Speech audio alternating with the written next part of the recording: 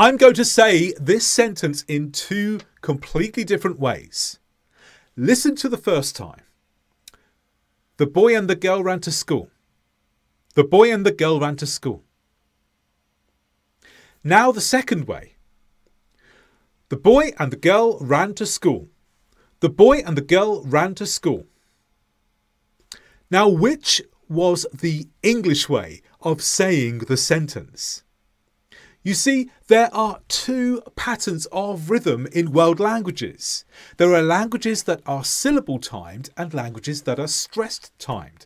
And English only includes one of these. Let's first of all look at syllable timed.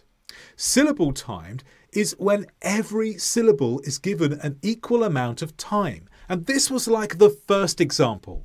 Listen again. The boy and the girl ran to school. The boy and the girl ran to school. Every single sound had the same amount of time, and the gaps between the sounds were all the same as well. And many world languages follow this type of pattern. Other world languages are stress-timed. With stress-timed languages, there is an equal time between the stressed sounds. And this was like the second example. The boy and the girl ran to school. The boy and the girl ran to school.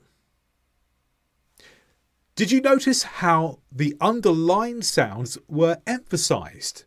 Boy, girl, ran, school. These are the stressed sounds. In stress-timed languages, we stress certain sounds, which means we emphasize them more. So we say them more loudly, more clearly, and then we make sure there's an equal amount of time between these stressed sounds.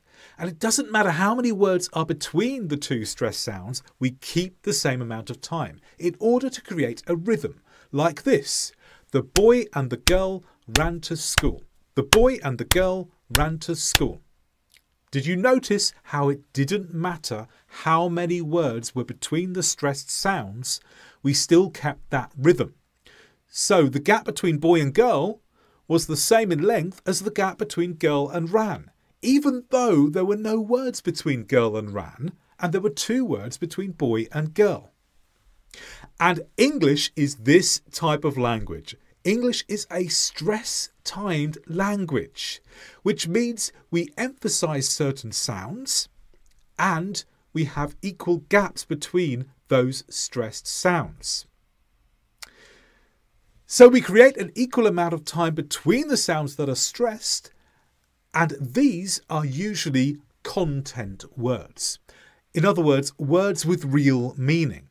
If a word has real meaning, we will emphasize a sound in that word. So boy, girl, ran, and school. They're all things that you can think of. They're all real.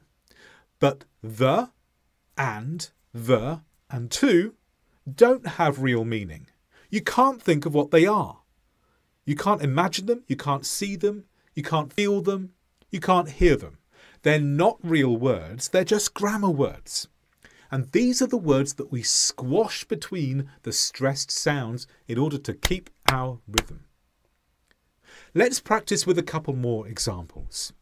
Listen to these, then try saying them with the correct rhythm. Zoos are places where animals live in cages. Zoos are places where animals live in cages. Listen to the next one. The hills and the mountains were covered in flowers. The hills and the mountains were covered in flowers. Did you hear that rhythm? In the first one, we stressed these sounds. Zoos are places where animals live in cages. Let's try it together. Zoos are places where animals live in cages. Should we try it with a clap to keep the rhythm? Zoos are places where animals live in cages.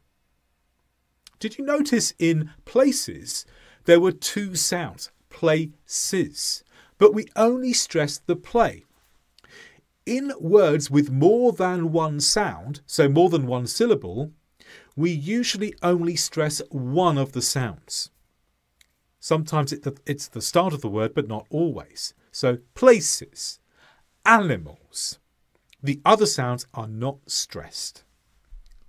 Let's study the final example. The hills and the mountains were covered in flowers.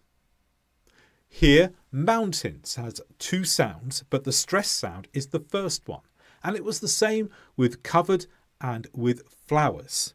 And again, all of the sounds between the stresses got squashed together so we could keep our rhythm. Shall we try one more time? 1, 2, 3. The hills and the mountains were covered in flowers. Well done. And if you want to go into more detail with this issue to do with English, which is to do with keeping rhythm, and all of these other important features of English speaking and pronunciation, try my course. There's a link in the description below, and that will give you more details.